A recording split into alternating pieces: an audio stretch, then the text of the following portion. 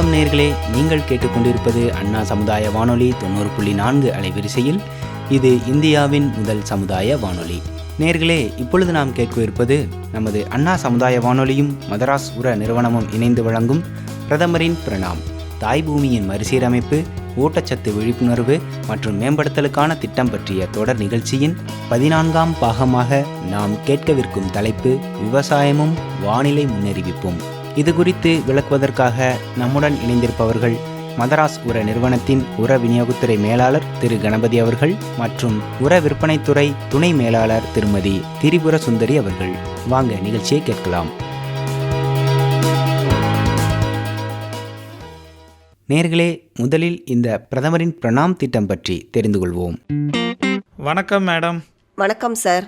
நமது இந்திய அரசின் அமைச்சரவையில் பொருளாதார விவகாரங்கள் துறை 28/6/2023 அன்னைக்கு நடந்த கூட்டத்தில் பிஎம் பிரணாம் அப்படின்னு ஒரு திட்டத்துக்கு ஒப்புதல் அளிச்சிருக்கிறாங்க. அதாவது அந்த பிஎம் பிரணாம் திட்டம் அப்படின்னா என்ன, அதை கொஞ்சம் விவரமாக சொல்லுங்களேன். சொல்கிறேன் சார். பிஎம் பிரணாம் என்பது பிரதம மந்திரியின் பூமி தாயை மீட்டெடுத்தல், மண்ணின் தற்போதைய வளம் குறித்த விழிப்புணர்வு ஏற்படுத்துதல், மண்ணை ஊட்டம் ஏற்றுதல் அல்லது வளப்படுத்துதல் மற்றும் சீர்திருத்துதல், அதன் தரத்தை மேம்படுத்துதல் என்பதாகும்.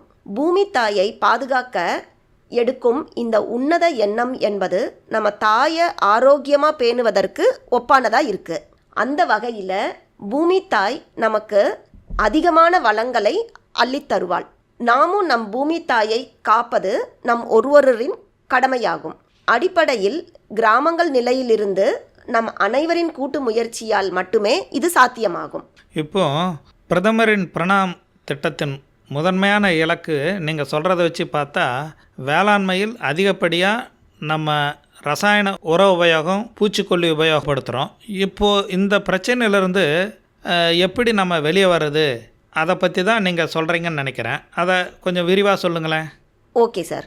அதிக உணவு உற்பத்திக்காக அதிகப்படியான ரசாயன உரங்களையும் பூச்சிக்கொல்லி மருந்துகளையும் நம்ம உபயோகப்படுத்திக்கிட்டே இருந்ததோட விளைவு பூமி தன் வனப்பை இழந்து வளமையை இழந்து இருக்குது. இதனால் மண்ணின் உற்பத்தி திறனும் குறைஞ்சிருக்கு. மண் பரிசோதனை செய்து மண் பரிசோதனை முடிவுகளின்படி சமச்சீர் உபயோகத்தை கடைபிடிப்பது, நுண்ணுயிர் மற்றும் இயற்கை உரங்களை வேளாண்மையில் பயன்படுத்துவதால் மண்ணின் ஊட்டச்சத்தை பராமரிக்கலாம். அது மட்டும் இல்லாமல் இவற்றுடன் இயற்கை வேளாண்மை, அங்கக வேளாண்மை இந்த மாதிரி முறைகளையும் நம்ம கடைபிடிக்கலாம். இயற்கை வளங்களையும் பராமரிக்கவும் பாதுகாக்கவும் புதிய தொழில்நுட்பங்களான ஒருங்கிணைந்த வேளாண் முறைகளையும் நுண்ணிய நீர் பாசன உத்திகளையும், மூடாக்கு போடுதல், குறைந்த உழவியல் வேளாண்மை, உழவில்லா வேளாண்மை, பயிர் சுழற்சி போன்ற முறைகளையும் வேளாண் பெருமக்கள் உபயோகிக்கலாம். நிலையான நீண்ட நாட்களுக்காக நிற்பதற்கான வேளாண் உத்திகளை கடைபிடிக்க நாம் மாறுவதன் மூலம் மண்ணின் வளத்தை நம்மளால் பெருக்க முடியும். சுற்றுப்புற சூழலில் ஏற்படும் மாசுவையும் கட்டுப்படுத்தலாம். நீண்ட நாள் உணவு உற்பத்திக்கு உறுதியும் அளிக்க முடியும். நாம் முன்னோக்கி செல்லவும் இதனால் ஏதுவாக இருக்கும். சுற்றுப்புற சூழலின் வளத்தையும் மண்ணின் வளத்தையும் பாதுகாக்க மிக முக்கியமான சமச்சீர் உர விநியோகம் என்பது வேளாண்மையில் ஒரு முக்கிய பங்காக இருக்குது. அத்தியாவசியமான பயிர்களுக்கு தேவையான சத்துக்களை சரியான அளவில், சரியான விகிதத்தில், சரியான காலத்தில், சரியான உபயோக முறைகளை பயன்படுத்தி அளிப்பதே சமச்சீர் உர உபயோக முறை என்பதாகும். அந்தந்த முறைகளை பயன்படுத்தி அந்தந்த மாநிலங்களில் உள்ள வேளாண் பல்கலைக்கழகங்கள், வேளாண் அறிவியல் கழகங்கள் பரிந்துரை செய்த உர அளவுகளை அந்தந்த பயிர்களுக்கும் இடங்களுக்கும் தேவையான அளவை பரிந்துரை செய்திருக்கிறாங்க. பரிந்துரைக்கப்பட்ட உர விநியோக அளவுகளை நம்ம சரியாக பயன்படுத்தினால் நமக்கு அதிக மகசூலும் கிடைக்கும். தானியங்களின் உற்பத்தி, பொருட்களின் உணவுகளின் தரமும் மேம்படும். நல்ல வளமான மண்ணில் விளைவிக்கப்பட்ட பழங்கள், காய்கறிகள், தானியங்கள் அனைத்திலும் முக்கியமான சத்துக்களும் அதில் பொதிந்திருக்கும். தரமும் சிறப்பானதாக இருக்கும். அதனோட ருசியும் நல்லா இருக்கும். மேம்படுத்தப்பட்ட மகசூல் விளைச்சலின் தரம் விவசாயிகளுக்கு அதிக லாபங்களையும் பெற்றுத்தரும். இது சந்தையில் அதிக விலையையும் பெற்றுத்தரும். அதிக அளவு விளைப்பது மட்டுமின்றி சிறப்பான ஊட்டச்சத்து பொருந்திய உணவுப் பொருட்களை விளைவிக்கவும் இது ஏதுவாக இருக்கும். இதனால் இரு சாரருக்கும் பலனளிக்கக்கூடிய வெற்றியாகும் இந்த அணுகுமுறை. விவசாயிகளின் சுற்றுப்புற சூழல் மட்டும் இல்லாமல் நம்ம எல்லாருக்குமே நல்ல ஒரு உதவியாக பயன்படுற மாதிரி இருக்குது. உரங்களை சீரிய முறையில் முறையாக உபயோகப்படுத்தினால் நல்ல மகசூல் பெறுவது மட்டுமின்றி நமது விளைநிலங்களும் வளமானதாக விளங்கி அடுத்த தலைமுறைக்கு உதவிகரமாகவும் இருக்கும்.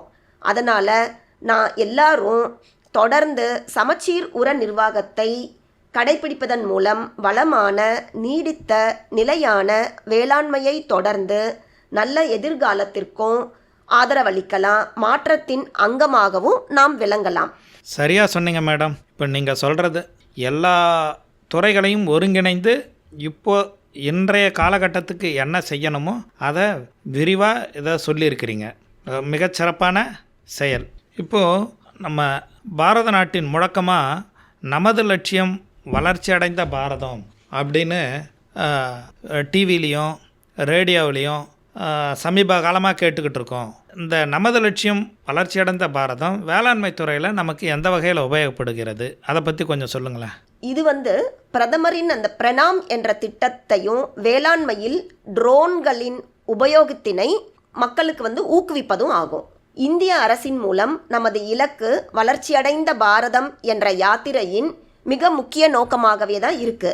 சமச்சீர் உர உபயோக முறையை கடைபிடித்தல் என்ற நோக்கத்திற்காகவும் நானோ ஃபெர்டிலைசர் உபயோகத்தினை இந்திய அரசின் உரத்துறையானது வேறுபட்ட துறைகளையும் ஒருங்கிணைச்சிருக்காங்க.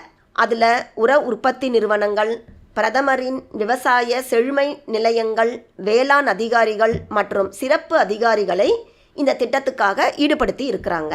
பிரதமரின் பிரணாம் திட்டத்தின் முத்தாய்ப்பு என்ன என்று கேட்டிங்கன்னா ட்ரோன்களின் உபயோகம்தான். அதில் ட்ரோன் மூலமாக செயல் விளக்கம் செய்து மக்களுக்கு காண்பிக்கிறாங்க.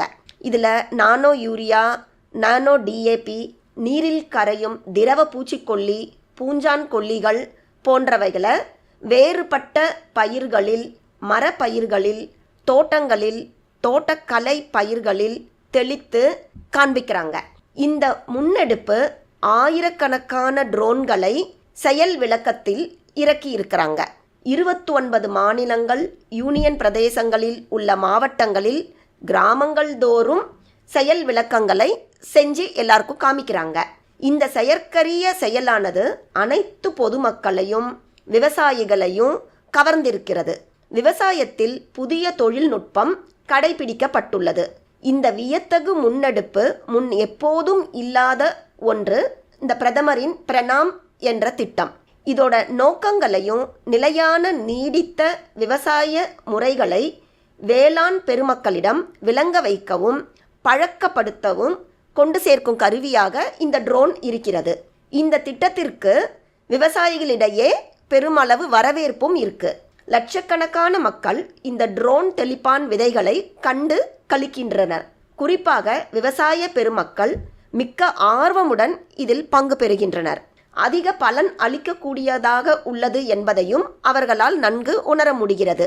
இது சம்பந்தமாக விவாதங்கள், செயல்முறை விளக்க கூட்டங்கள் விவசாயிகள் ஆர்வமாக பங்கேற்கிறாங்க. அதன் அடிப்படையில் அங்கக வேளாண்மையின் அவசியத்தையும் அதன் விழிப்புணர்வையும் அனைத்து விவசாயிகளையும் சென்று சேர்ந்திருக்கிறது. புதுமையை விரும்பும் ஆர்வமுள்ள விவசாயிகள் ட்ரோன் தொழில்நுட்பத்தை முன்னெடுத்து உபயோகிக்க விருப்பமும் தெரிவிச்சிருக்காங்க.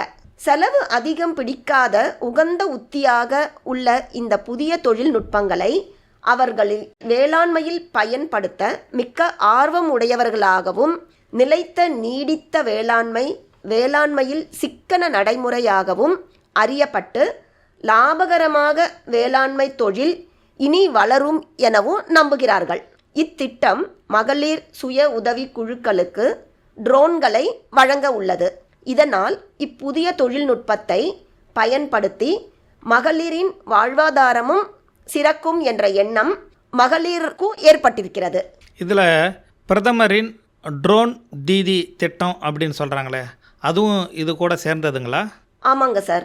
பிரதமரின் வேளாண்மை செழுமை நிலையங்கள் நமது லட்சியம் வளர்ச்சியடைந்த பாரத திட்டத்தின் பலன்களை விவசாயிகளுக்கு கொண்டு செல்ல பேருதவியாக இருந்து வருகிறது. பிரதமரின் வேளாண்மை நிலையங்களில் செயல்பாடு ஒரு கூட்டு முயற்சியாக இந்த முன்னெடுப்பில் காண முடிகிறது.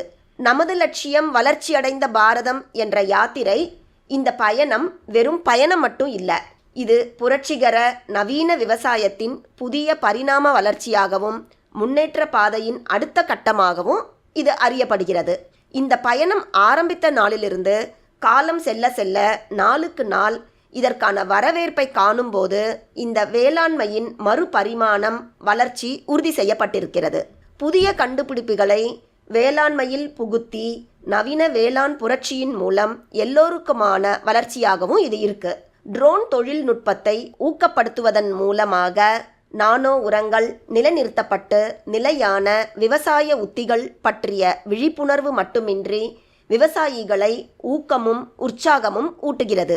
நவீனங்களை கடைபிடித்து இயற்கையோடு இணைந்து வளர்ச்சியடைய எதிர்காலங்களில் உதவிகரமாக இருக்கும் என திட்டவட்டமாக எல்லோரும் நம்புறாங்க. இந்த வேளாண்மை புரட்சி வெளிப்படும் போது நமது லட்சியம் வளர்ச்சியடைந்த பாரதம் என்ற பயணம் நம் நாட்டின் வளர்ச்சிக்கு வித்தாகவும் உறுதுணையாகவும் விளங்கும் என்பதற்கு சான்றாகவும் இது இருக்குது. இதன்படி இந்தியா வளர்ச்சியடைந்த நாடாகவும் வேளாண்மையில் நீடித்த நிலையான நாடாக விளங்கும் என்றும் தெள்ளத் தெளிவாக நம் கண்முன் காணப்படுது. மிக சிறப்பாக சொன்னீங்க மேடம். இந்த பாரத பிரதமரின் பிரணாம் திட்டமும் நமது லட்சியம் வளர்ச்சியடைந்த பாரதம், இதில் ட்ரோன்களின் உபயோகம், சமச்சீர் உர விநியோகம், இதை பற்றி தெளிவான ஒரு எண்ணங்களை சிறப்பாக செய்தீங்க. நன்றி. நன்றி சார். நேர்களே, தொடர்ந்து இன்றைய தலைப்பான விவசாயமும் வானிலை முன்னறிவிப்பும் பற்றி தெரிந்து கொள்வோம். வணக்கம் மேடம். வணக்கம் சார். இன்றைக்கி விவசாயமும் வானிலை முன்னறிவிப்போம், இது இந்த காலகட்டங்களில் ரொம்ப முக்கியமான ஒன்றா நம்ம கருத வேண்டியதாக இருக்குது. மனிதனும் காலநிலையும் தொன்று ஒன்று கூட ஒன்று தொடர்புடையதாகவே இருந்து வந்திருக்கு. மனிதன் கற்காலத்தில் காலநிலையும் நில வகைகளையும் கருத்தில் கொண்டு தன்னுடைய வாழ்விடத்தையும் பாதுகாப்பாக அமைச்சிக்கிட்டாங்க. பின் உணவிற்காக வானிலை காரணங்களின் அடிப்படையில் பயிரிடத் தொடங்கினான். அப்போ காலநிலை காரணிகளான சூரிய ஆற்றலும் மழையும் உழவு தொழிலுக்கு மிகவும் அடிப்படையானது என்பதை உணர்ந்து சூரியனை ஆற்றல் கடவுளாகவும் இந்திரன் மழை கடவுளாகவும் போற்றினார்கள். இப்போ அந்த பண்டைய காலத்தில் தமிழர்கள் வானியல் அறிவியலில் திறம்பட்டு இருந்தாங்க. அவர்கள் கோள்கள் மற்றும் விண்மீன்கள் நிலையை கொண்டு வானிலையை துல்லியமாக கணிச்சாங்க. நில வளத்தையும் நீர் வளத்தையும் விட வானிலையே மிகவும் இன்றியமையாதது என்பதை உணர்ந்து நீரும் நிலமும் இருந்தாலே பருவத்தே பயிர் செய் என்றனர். இதற்கு மேலே வான் பொய்த்தால் மண் பொய்க்கும் என்ற வானிலையே விவசாயத்தின் அச்சாரம் என்றும் உணர்த்தினர். அந்த வகையில் விவசாயிகள் இந்த காலகட்டத்தில் வேளாண்மை தொழிலில் சிறந்து விளங்க வானிலை காரணங்கள் அதை பற்றிய அறிவு விழிப்புணர்வு ரொம்ப முக்கியம். அதை பற்றி கொஞ்சம் விவரமாக சொல்லுங்களேன் மேடம். நிச்சயமாக நிச்சயமாக சார், நீங்கள் சொன்னது 100% கரெக்டு. விவசாயிகள் வேளாண்மை தொழிலில் சிறந்து விளங்குவதற்கு வானிலை காரணிகள் குறித்த அறிவும் விழிப்புணர்வும் ரொம்ப ரொம்ப முக்கியம். பருவ காலங்களுக்கும் தட்பவெட்ப சூழ்நிலைகளுக்கும் தகுந்தவாறு உகந்த பயிர்களை தேர்வு செய்து சரியான மேலாண்மை முறையை கையாளும் போது விவசாயிகள் அதிக அளவில் விளைச்சல் பெற்று மிகுந்த லாபத்தை அடைய முடியும். வானிலையை அறிந்தால் அதற்கு தகுந்தவாறு பயிர் நிர்வாகம் செய்ய முடியும். வானிலை மாற்றங்களால் ஏற்படக்கூடிய இழப்புகளை பெரிதாக தவிர்க்க முடியும். இந்த வகையில் வேளாண் வானிலை முன்னறிவிப்பு விவசாயிகளுக்கு விளைச்சல் அதிகரிக்கவும் பயிரிழப்பை தடுக்கவும் மிகவும் பயனுள்ளதாக இருக்கிறது.